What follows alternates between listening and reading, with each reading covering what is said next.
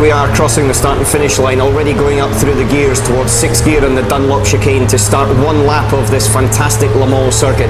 Already up at about 180 miles per hour as you dive through the right-hander into Dunlop. The rear of the cars are a bit difficult in the braking, especially when you have to overtake on the left-hand side. They brake hard down to 1st gear, quick acceleration up to 2nd. Now the front of the car really pushes as you come up over the top of the hill there. It understeers and it's hard to get the power down. Then you come through the S's, a slight dab in the brake, down 1 gear, let the car float in. The rear's never that stable, but you need to get on the power. Let the car float over the top and then through Tetra Rouge. Hugely quick corner now, extremely fast, just a lift. When I first came here it was a braking down a gear. Now it's 4th gear, just a lift and straight back on it before you get onto the Mulsanne straight. Now this is a point where you can take a relax. This is a point when you can look at the data on the steering wheel, check all the tyre pressures, check everything else. Take a little drink just before you come up to the first chicane. First chicane, look at that building on the left-hand side. That gives you an indicator. Come towards a 200 and then the 100-meter braking board. You brake about 120 meters before the corner, coming down to 2nd gear from 320 kilometers per hour. These have got huge grip this year in 2013. The chicanes have cured. The tarmac is cured over the winter and have given massive amount of grips very, very fast. You also have to be a little careful changing the direction of the lines, as you'll see coming to overtake a Corvette into the 2nd chicane. Here, the belly of the car just rubs a little bit, and same coming back into your natural line into the 2nd chicane.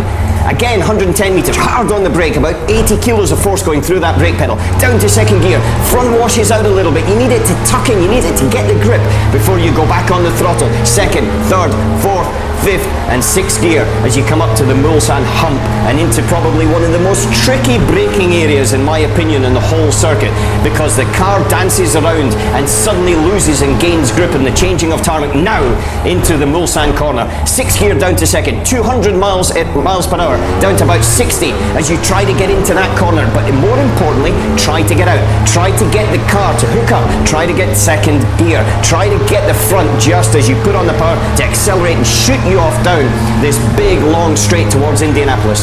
Now here at different points you can see the sun shimmering and coming down, casting shadows over it. Difficult for you in the car, but very difficult for the car ahead of you as well before you dive into probably one of the favourite corners for me, Indy.